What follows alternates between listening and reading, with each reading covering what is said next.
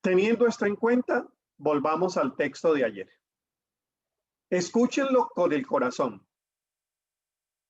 Cuida tu corazón más que otra cosa, porque Él es la fuente de la vida. Aparta de tu boca las palabras perversas. Aleja de tus labios las palabras inicuas. El 25, que es el eje central de nuestras conferencias. Dirige la mirada hacia adelante, fíjate en lo que tienes delante de tus ojos. Piensa qué camino vas a seguir y plántate firme en todos tus caminos. Apártate del mal, no te desvíes ni a la derecha ni a la izquierda.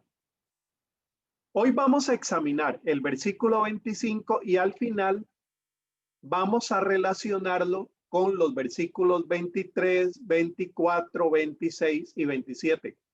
Los que están alrededor de ese texto del 25. Vamos a ver qué relación hay entre ellos. Mirar hacia adelante es una actitud que en nuestro caso procede de la fe. Desde el Antiguo Testamento o Primer Testamento se nos presenta a los patriarcas como peregrinos y al pueblo del Señor como caminantes siempre en salida. Abraham es el icono de esta actitud.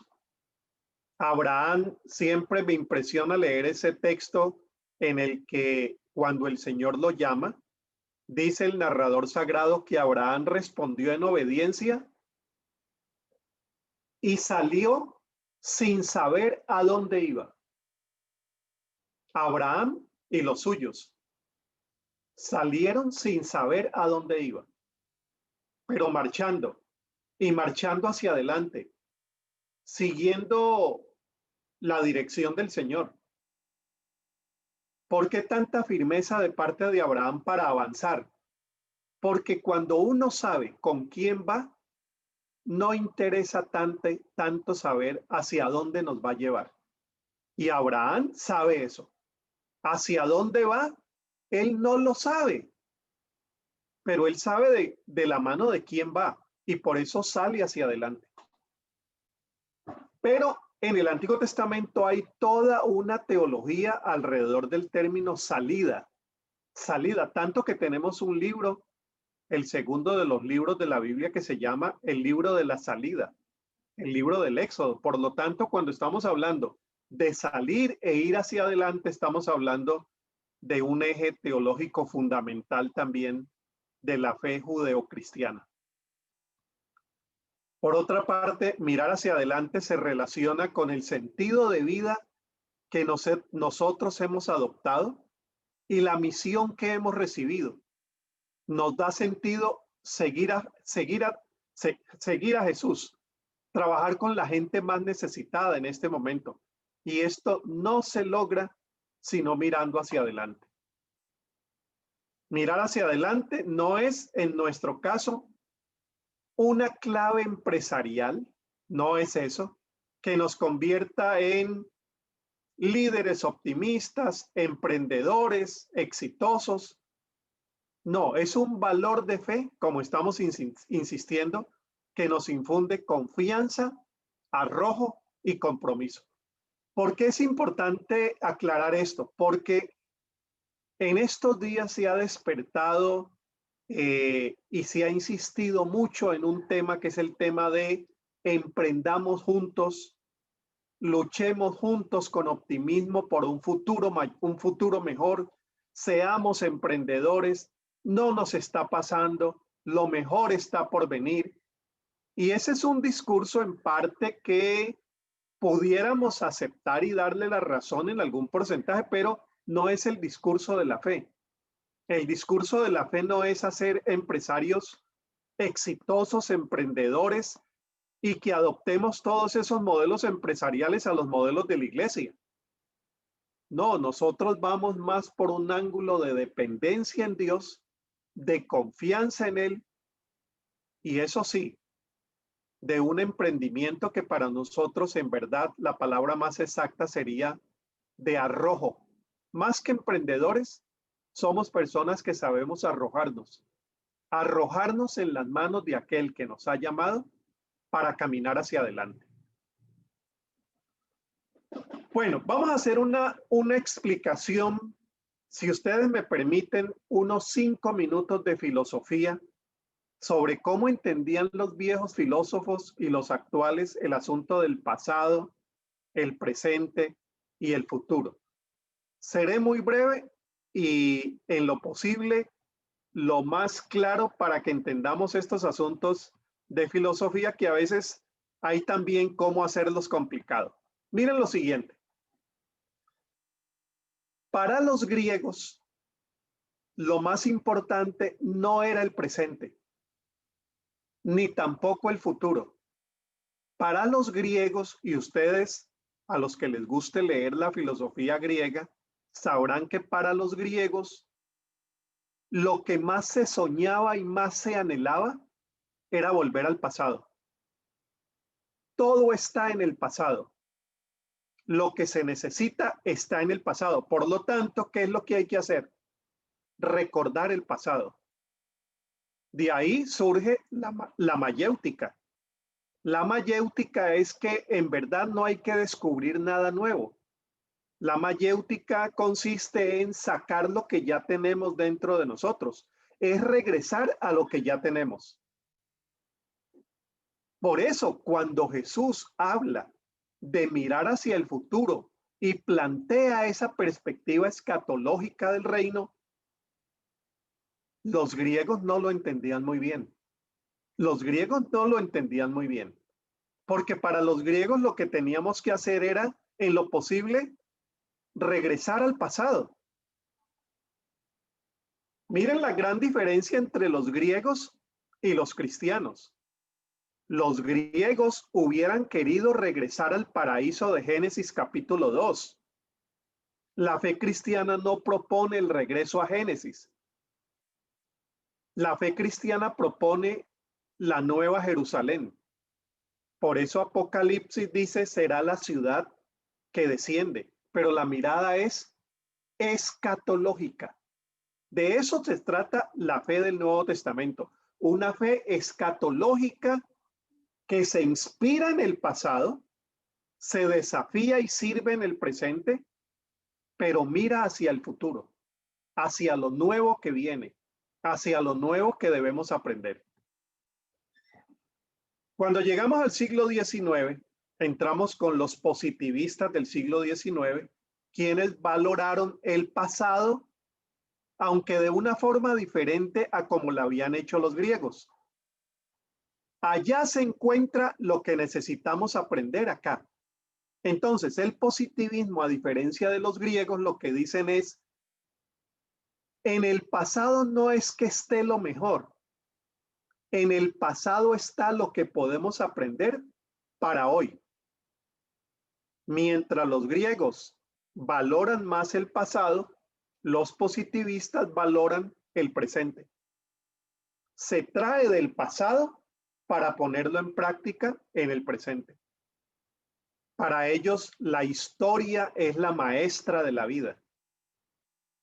No es tanto la mayéutica, sino la historiografía. Ya todo ha pasado.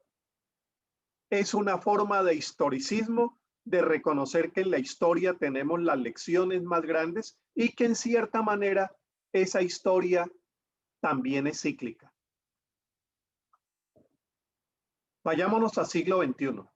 Ahora hay una filosofía económica que se le denomina neoliberalismo. El neoliberalismo, por su parte, opta por el presente. Escuchen lo siguiente. El neoliberalismo, como modelo económico e ideología política, lo que dice es lo siguiente. ¿Habrá una sociedad mejor que la que tenemos ahora? Y algunos de los filósofos del neoliberalismo, como el profesor de Harvard, Francis Fukuyama, dice que no es posible nada mejor de lo que estamos experimentando ahora con el modelo neoliberal. Él ha escrito un libro que se llama El fin de la historia y el último hombre. Es decir, La historia ha llegado a su culmen. Nada mejor nos puede pasar en materia económica que lo que estamos viviendo ahora. No hay, por lo tanto, futuro. Estamos ya disfrutando del futuro realizado. Noten que son filosofías y son ideologías que manejan pasado, presente y futuro de maneras muy diferentes. De esta manera, el neoliberalismo como ideología, el neocapitalismo como economía y la neoderecha como política son antiutópicas. De allí la lucha que tienen con las utopías de que podemos tener una sociedad mejor. No, no, no, no, no, si ya la logramos. El modelo neoliberal del libre mercado ya lo tiene. Por lo tanto, ¿cómo así que van a surgir utopías que nos dicen que hay que desmontar este modelo para que venga uno mejor? Por eso se dice que son modelos antiutópicos. El reino de Dios es utópico. El reino de Dios mira hacia un lugar más allá. Mira hacia la plenitud que va a venir, porque aunque estemos disfrutando de un presente pletórico y dichoso, jamás es la plenitud de los tiempos, como dice Pablo. ¿Para qué ir hacia adelante si ya hemos llegado? En el caso cristiano, no hemos llegado y seguimos esperando lo mejor. Al negar la posibilidad de una utopía futura, se niega el fundamento de la fe judeocristiana, porque la fe judeocristiana es fe utópica y escatológica. Y esa es una introducción que hace la fe judeocristiana frente al panorama de las diferentes formas filosóficas o ideológicas de entender la plenitud del tiempo. Ir hacia adelante porque allá está lo que aún no hemos visto. Hoy hasta la misma iglesia ha negado la utopía, pero nosotros con la fe del Nuevo Testamento, uno de los principios bautistas es precisamente esa fe neotestamentaria.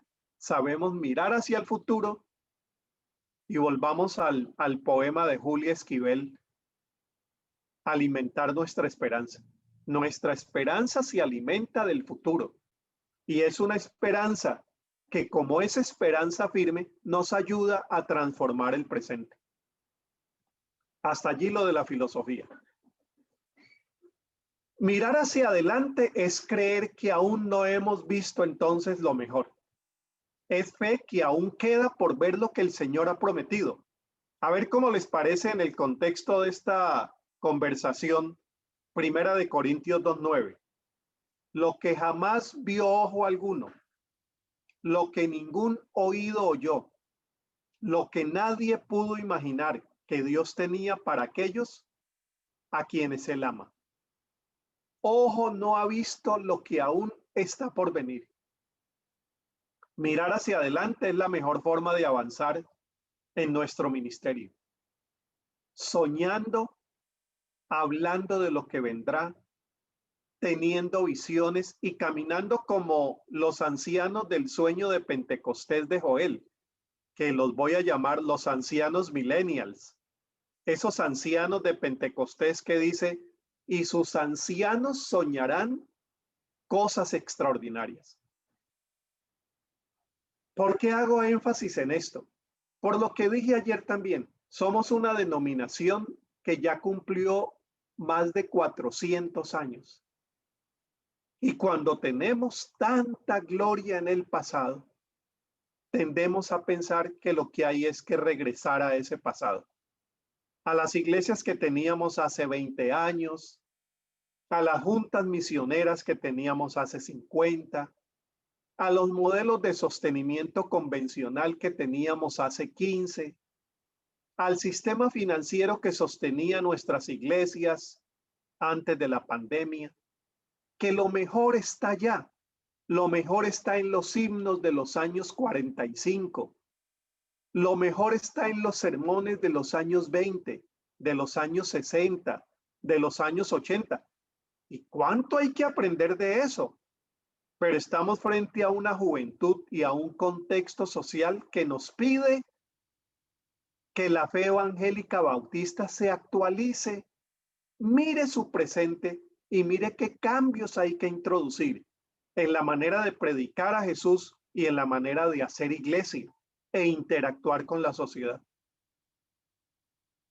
La pandemia nos da esa oportunidad. La pandemia, en cierta manera, nos ha sacudido y para uno cambiar a veces necesita eso. Pues no desaprovechemos la oportunidad para ver qué cambios profundos pudiéramos introducir en la manera de ser iglesia.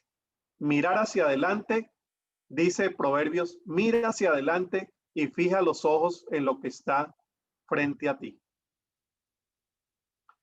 En el pasado tenemos experiencias de inspiración, resumamos, de aprendizaje y de gratitud. Mucho que agradecer a la historia bautista. Mucho que agradecer a más de 100 años de evangelicalismo en América Latina. Hay inspiración, hay aprendizaje y hay gratitud. El pasado es un buen lugar para recordar, pero no para vivir. En el presente tenemos el momento de construcción, como nos recordaba el pastor ayer. El momento de entrega, el momento de lucha, de atención a las personas más vulnerables frente a la catástrofe social que estamos viviendo en América Latina, de desempleo, de pobreza, de altos niveles de violencia. Pues es el momento de que como iglesias construyamos, luchemos, contribuyamos a un México mejor, a un mundo mejor en el nombre de Jesús y tratando de servir a tantas personas que hoy ni siquiera tienen comida ni saben qué van a desayunar mañana. Es el momento de la entrega, pero no de la perpetuación. Quizá lo que estamos haciendo ahora en pandemia no nos sirva en 2 años. No podemos perpetuar incluso lo bueno que hemos aprendido hoy. Por eso hay que hablar del futuro y estamos hablando desde ayer del futuro. Es la razón que ayuda a interpretar el pasado y le da esperanza al presente. Es el nicho donde duerme la fe. Es el nicho donde anida la fe, la esperanza. Por eso iniciamos con el poema de Julia Esquivel. Bueno, aquí tenemos otro poeta, Mario Benedetti, el uruguayo. Quizá este poema es mucho más conocido. Cuando habla de la utopía, dice, la utopía está en el horizonte. Camino 2 pasos y ella se aleja 2 pasos. Y el horizonte se corre 10 pasos más. Entonces, ¿para qué sirve la utopía?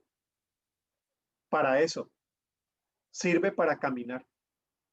Y recuerden que en el libro de los Hechos, precisamente a los primeros cristianos se les llamaba los del camino.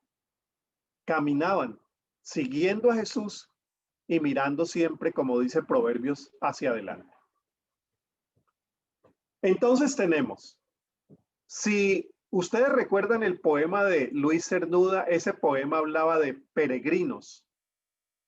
El poema de Julia hablaba de utopía, perdón, el poema de Benedetti de utopía y el poema de Julia, esperanza. Pues allí tenemos entonces 3 ejes para nuestra meditación. Actuar como iglesias peregrinas, iglesias portadoras y promotoras de la utopía del reino, e iglesias que llevan y viven la esperanza. Eso contrasta con iglesias inmovilizadas. No, eso es lo contrario a peregrinaje, el inmovilismo, el quedarnos quietos. O la utopía que contrasta con el conformismo, lo que hemos logrado ya está bien. O la esperanza que contrasta con la resignación.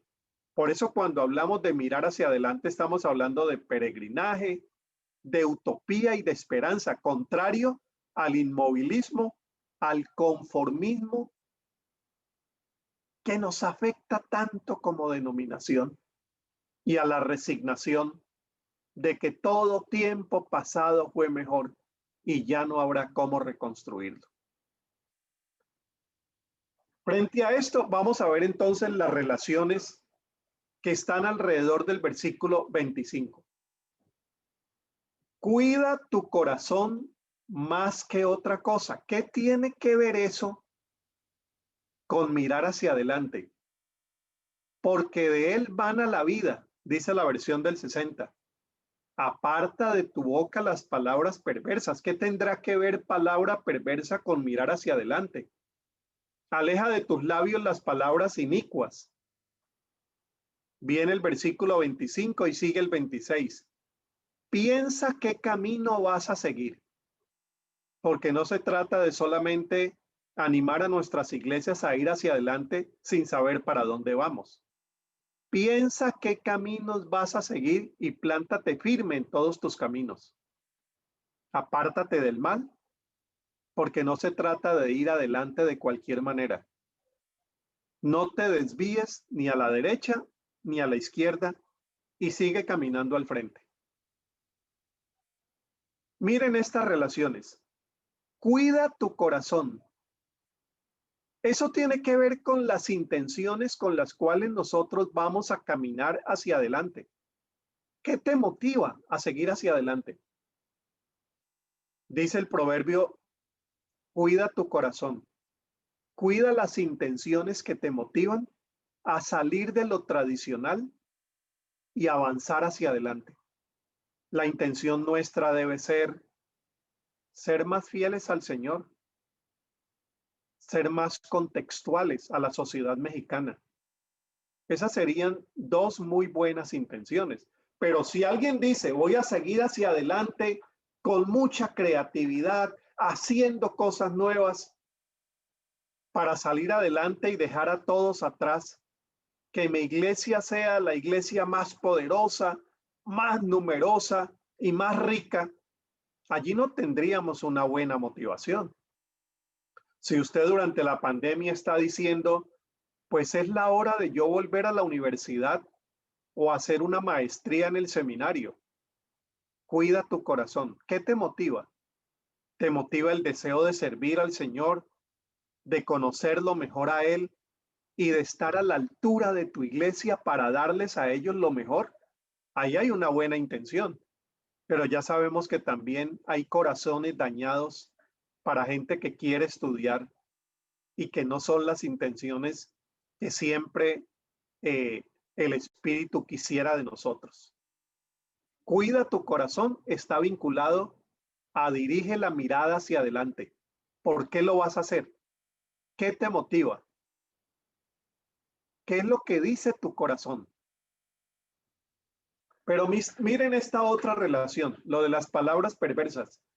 Lo de las palabras perversas se relaciona con el 25 en la forma como nosotros nos estamos expresando. Eso tiene que ver con la boca, lo primero con el corazón.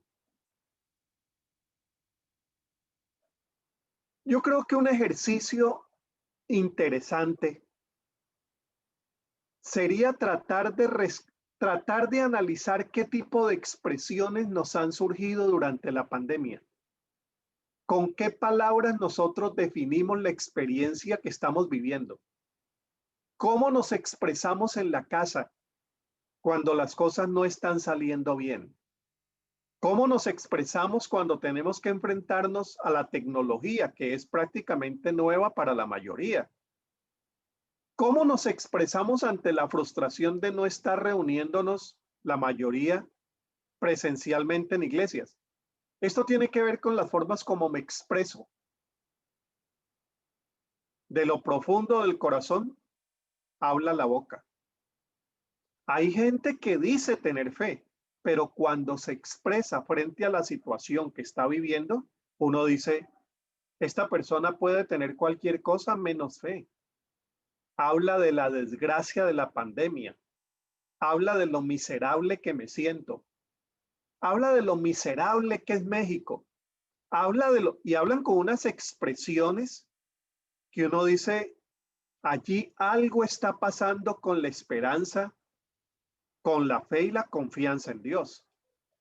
Quizá por eso el 24, antes de entrar con el 25, dice, aparta de tu boca el lenguaje que no expresa la confianza en Dios y la esperanza. ¿Es verdad que tenemos que ser realistas frente a lo que está pasando? Sí, no podemos encontrar expresiones positivas para decir que hay miles y miles y miles de muertos. Hay que ser realista con lo real, pero no fatalista. No llamar a la desgracia, suficiente mal el que ya estamos viviendo para que desde los púlpitos y para que desde nuestros hogares estemos pronunciando palabras de fatalismo y de desgracia. Bueno, la fe tiene que reflejarse en lo que nosotros decimos. De la abundancia del corazón habla la boca. Y si vamos a mirar hacia adelante, si vamos a buscar renovación de nuestra vida, pues vamos a hacerlo también con las palabras más apropiadas. Aparta de tu boca las palabras perversas. Y aquí no está hablando tanto de palabras soeces, sino que está hablando de las palabras que reflejen la verdadera fe, confianza y esperanza en Dios. Pero hay una relación más. Piensa qué camino vas a seguir. Que me parece a mí que está relacionado con las pretensiones que tenemos. ¿Qué camino vas a escoger? Eso refleja qué pretendemos. Si vamos a escoger un camino de renovación ministerial que nos haga iglesias más contextuales para servir de una manera más profunda y comprometida al México que más sufre, allí estaremos pretendiendo seguir el modelo de Jesús. ¿Qué pretendemos y qué camino vamos a escoger? Entonces, alrededor del versículo 25, el escritor sagrado nos está llamando a tener en cuenta el corazón, la boca y la mente. Esto tiene que ver entonces corazón, mente y boca con algo con lo cual yo voy a terminar. Si el proverbio habla del corazón, vamos a llamarlo cardiología espiritual, si me permite. El texto alrededor nos habla de la cardiología espiritual. Y la pregunta que tenemos para hacernos hoy como pastores y como líderes es, ¿cuál es el estado de mi corazón? ¿Cómo estamos terminando la asamblea y cómo estamos llegando al mes número 10 de la pandemia? ¿Hay entusiasmo o hay desánimo? Yo creo que lo más natural sería hablar de desánimo, frustración y dolor, porque la experiencia de la pandemia para nadie ha sido una experiencia agradable. Ordenado e intencional o desorientado y confundido. Bueno, yo creo que en gran parte esto nos ha desorientado. Estamos haciendo una asamblea virtual. ¿Cuándo habíamos imaginado eso? Confundidos, sí, por muchas cosas que están pasando. Esperanzado y comprometido o dudoso y apático. Ya aquí no hay nada que esperar. Pues bueno, serían estas unas preguntas para hacernos personalmente y otras más que ustedes quieran incluir. Sea como sea, el desánimo nunca debe dañar nuestro corazón. Cuando dice el proverbio, cuida tu corazón, no nos está diciendo que neguemos la realidad, pero que esa realidad no llegue a dañar nuestra fe y nuestra confianza en Dios. Habla de cardiología porque habla de corazón. Habla de boca. Habla del léxico. Vamos a hablar de lexicografía espiritual. El vocabulario que usamos. ¿Cuáles son las expresiones que estamos usando? Son expresiones que en la casa, en la iglesia, en el trabajo y donde nos desarrollamos generalmente cada día, infunden fe, ánimo, ayudan a promover resiliencia, fortaleza frente al dolor. Las palabras nuestras expresan confianza y esperanza. Los sermones que predicamos, las clases que damos, ¿Empoderan para la acción y la creatividad o paralizan?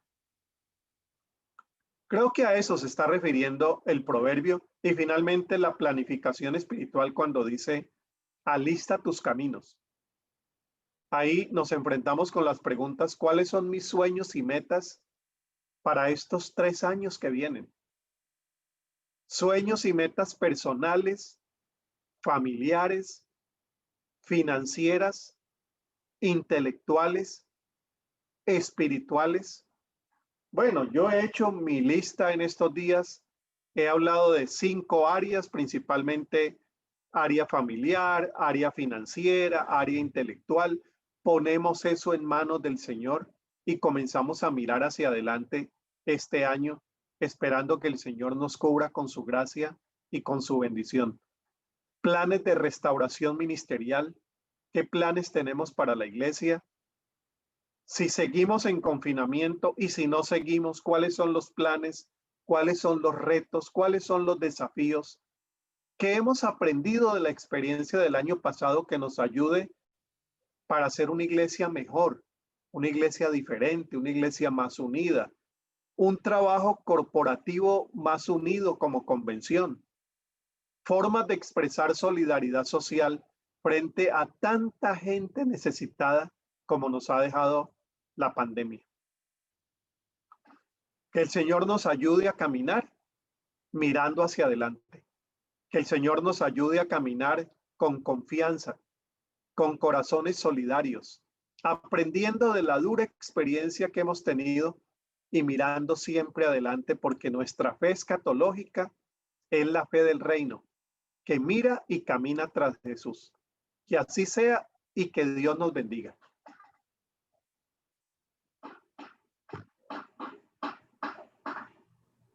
Amén. Y amén. Gracias, hermano. Gracias, hermano. Muy bien.